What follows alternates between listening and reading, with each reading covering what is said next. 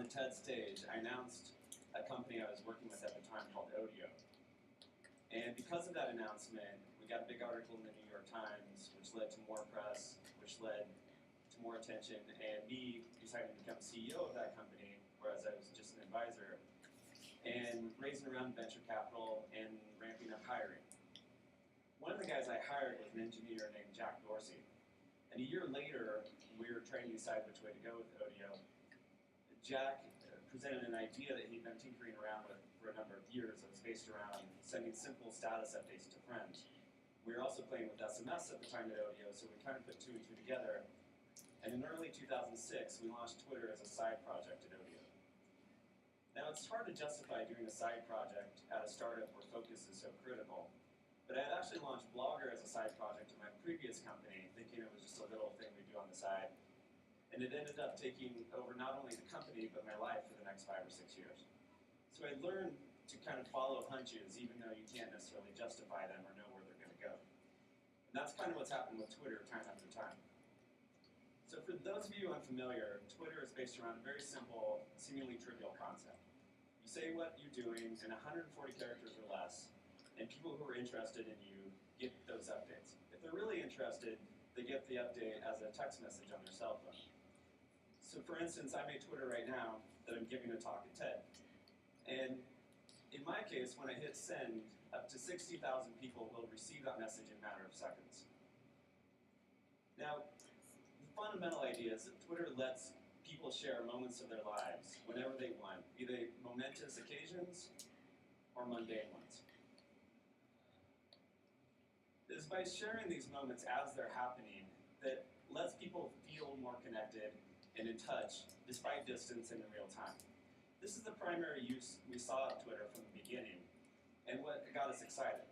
What we didn't anticipate was the many, many other uses that would evolve from this very simple system. One of the things we realized was how important Twitter could be during real-time events. When the wildfires broke out in San Diego in October 2007, people turned to Twitter to report what was happening and to find information from neighbors about what was happening around them. But it wasn't just individuals. The LA Times actually turned to Twitter to dispense information as well, put a Twitter feed on the front page, and the LA Fire Department and Red Cross used it to dispense news and updates as well.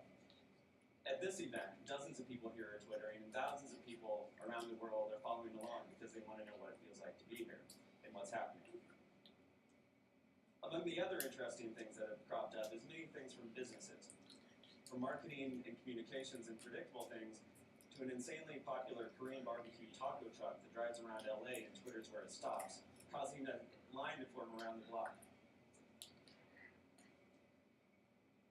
Politicians have recently begun Twittering. In fact, there's 47 members of Congress who currently have Twitter accounts. And they're tweeting, in some cases, from behind closed-door sessions with the president. In this case, this guy's not liking what he's hearing. The president himself is our most popular Twitter user, although his tweets have dropped off as of lately, while Senator McCain's have picked up. As of this guy's. Twitter was originally designed as pretty much a broadcast medium.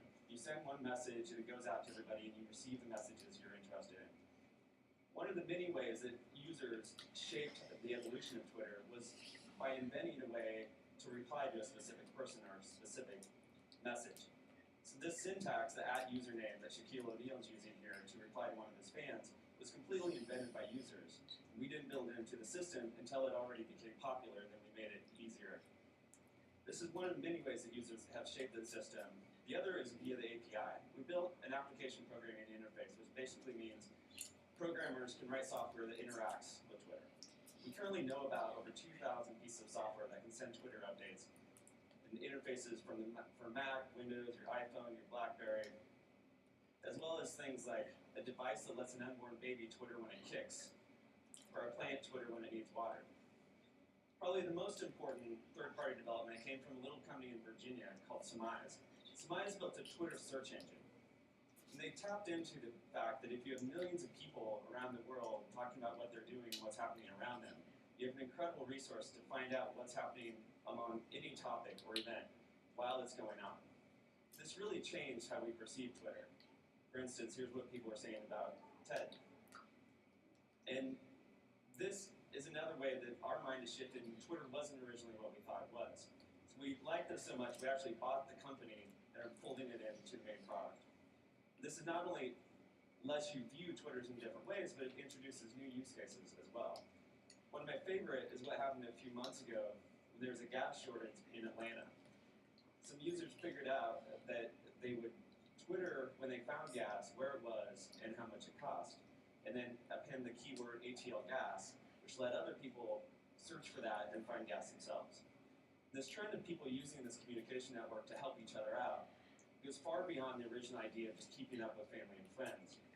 It has happened more and more lately, whether it's raising money for homeless people or to dig wells in Africa, or for a family in crisis. People have raised tens of thousands of dollars over Twitter in a matter of days on several occasions. It seems like when you give people easier ways to share information, more good things happen. I have no idea what will happen next with Twitter, but I've learned to follow the hunch, but never assume where it will go.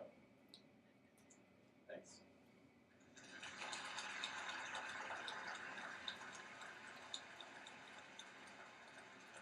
I'm not quite done yet. So if we could have this screen live, this is actually the most terrifying thing that any speaker can do after they've been to an event. It's totally intimidating. So this would be the Twitter search screen.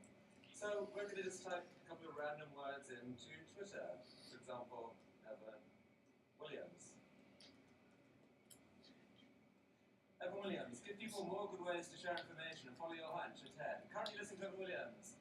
Currently listening to Evan Williams. Evan Williams is just dying on stage here at TED. Worst talk ever. Thanks. Just kidding. But literally, in the 8 minutes he was talking, there's about 50 tweets already came on the talk, and so you'll see every aspect of the reaction. The fact that Barack Obama is the biggest Twitter, the fact that it came out of TED. I don't think there's any other way of getting instant feedback that way. So you've built something very fascinating, and it looks like it's best time to still ahead of it. So thank you very much. Thank you. It was really interesting.